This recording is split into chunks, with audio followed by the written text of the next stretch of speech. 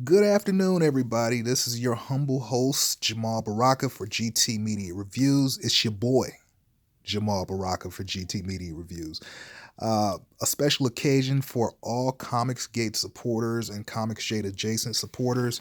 We have Jawbreakers being delivered. This book was lambasted by professionals in the comic book industry and lambasted by and blacklisted by prominent creators in the comic industry. We were told that this book would never be delivered, and here it is in all its glory, coming from your boy your boy Zach Richard C. Myers, John Malin. We also got remastered stories for the Jawbreakers that I didn't even know about, and they're great. Um, it's a great accomplishment that this book is actually delivered in our hands. It also represents kind of a tragedy from my perspective. So, a little bit of background for me personally as a comic book fan. I went into my local comic shop, one of my shops, last year, and I actually accidentally walked in on a conversation where they were talking about whether or not they should be carrying Jawbreakers because they were nervous about getting blowback uh, for carrying the book. So it was like, okay, well, I don't want anybody saying, want to lose customers for carrying this book. And from my perspective, I'm like, well, if people are asking you for it, why wouldn't you carry it? So that was just me ear hustling. So that led me down the rabbit hole. And that's how I discovered the first thing in comics and kind of led me down the rabbit hole of Comicsgate in general. Now, I don't know if I would label myself Comicsgate, but I am adjacent. I agree with a lot of the uh, videos that I see, a lot of perspectives from Comicsgate side.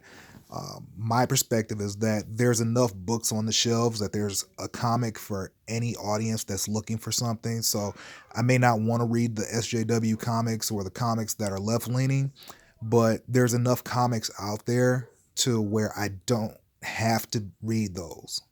So, like, I can read Rainbow Bright or Ninja Turtles, and none of that political stuff is there.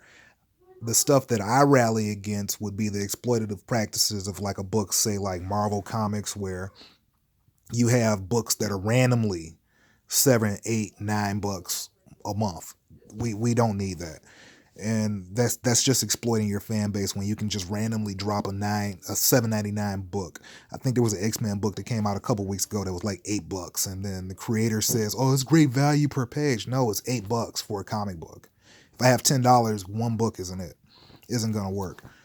So uh, it's a tragedy, and then it's another tragedy because there's nothing in this book that's offensive. So when you have creators like say Gail Simone or Mark Wade engaging in blacklisting of a book like this, it's pretty sad because there's no nudity in here. There's not really any bad language in this book.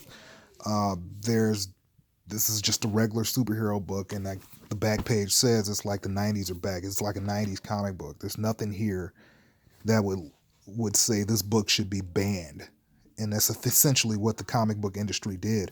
They said that this book should never have been made, and that Richard didn't have the right to put a book on the shelf. That he couldn't make money making comics, and if you're a little guy or indie creator, this is what success looks like. You can do your own thing. You don't have to go through the traditional means of distribution. You can make your own book and you can find success. So whether you agree with Comicsgate or you're Comicsgate adjacent, or you're pretty much trying to get into mainstream comics, you don't have to go the traditional route to be successful. And this proves it. And it's sad because a lot of comic shops could have used this money. Like right now, you hear about stores closing all the time, and it's sad because Richard, whether you like him or not, was probably the most talked about comics voice of the last couple years. And a lot of stores could have used that heat just to say, hey, I got Jawbreakers by the hottest voice in comics on the shelves. And the market could have determined if the book was successful or not. Not a handful of Twitter voices or a lot of people that are totally irrelevant making determinations for the comic book industry. This book could have came out, sold $3.99, came and went. But on the other hand, now Richard's sitting on $500,000 on two projects. Local comic shops totally missed the opportunity, and you rarely see industries fighting against themselves, working against themselves like that. So, with all of that out of the way, what do I think about the book? It's okay. It's not bad. I love the cover. You got our gorilla. You got Ethan Van Sciver did this cover, and you got Knife Hands on the cover, who has probably the worst name in all of comics. Knife Hands. He has not hands that are sharp and cut, but it's the book itself is fun. You have some moments in it that are really cheesy. Um, you Richard often says that he got his influences come from G.I. Joe and X-Men from the 80s, and that's pretty prominent here. You have this one panel right here that looks straight up like box art from G.I. Joe, and I got a chuckle looking at it. You got Knife Hands here, and the whole comic is like this. It has it's fun. It's a simple story. It's really unoffensive, and it's, he's not quite the best writer, but what I like about Richard is that he has a lot of potential going forward, and he's open to criticism. There's some stuff that I really enjoy. There's some other stuff that I really didn't care for, like he falls back on some the racial jokes don't really land for him, and I'm not sure if Richard has a lot of black friends, but I would like to tell you right now that you probably want to avoid jokes saying that you want to hit this gorilla with the power of a thousand slaves. Not because I think it's racist, but I just think it's lame. Yeah, we can do better. You can do better, Zach. There's a lot of other cool stuff here. We got homages to X-Men. How in the 80s you used to have Colossus and Wolverine. They used to always throw Colossus used to launch Wolverine as somebody, and they would call it the fastball special. But in the book, the one guy throws Silkworm at the gorilla, and he just says it's your boy. So you get homages to X-Men in the 80s, and it knocks the gorilla out. The main story, Lost Souls, it didn't really stand out to me because there's no real character development here. There's a love story subplot here that doesn't really work for me all that much. It seems it moves too fast, and because there's no real characterization here, the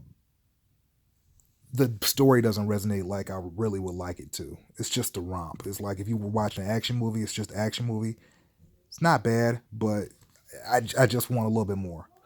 What I do like the remaster a lot better than the Lost Soul story because it gives a little bit more insight into the characters, and it's seems like it's a little bit more fun. And I think that going forward, if Richard does more, I know he's doing more of these. I would like to see more books, kind of like the original Jawbreaker story, than Lost Souls. Lost Souls is like a movie, and the other chapters, book 1 and book 2, are more like, just regular comic books and stories, and they seem to be more like regular comic books.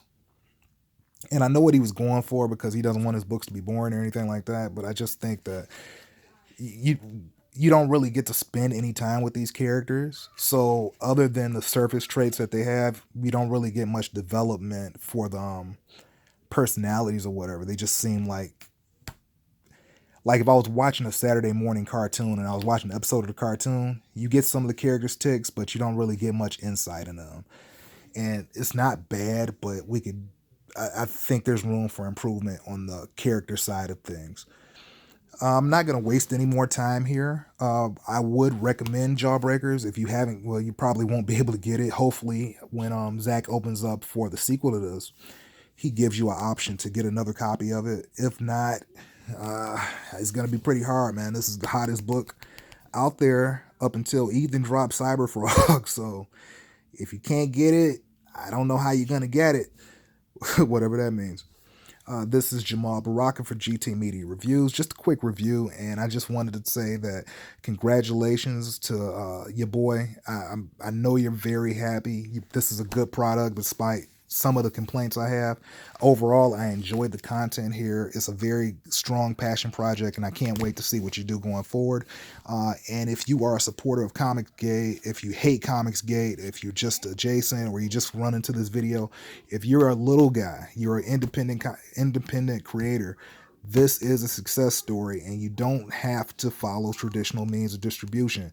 Make your own product, because that's where the future is. DC is putting out like 22 books, and if they go under, pretty much the comic book industry may go under in the next few years. Watch what Comicsgate creators are doing. Even if you don't support them, this may be what we're looking at going forward in the future. And I won't hold you up anymore. Have a great day. You can subscribe to my channel. You can check me out on social media at Jamal is Trash, or you can check out my blog at GT Media Reviews. I'll probably do a written review for Jawbreakers a little bit later, but I just wanted to throw something up before it got, too late in the day. Have a good one. I appreciate you spending some of your Saturday with me. Bye-bye.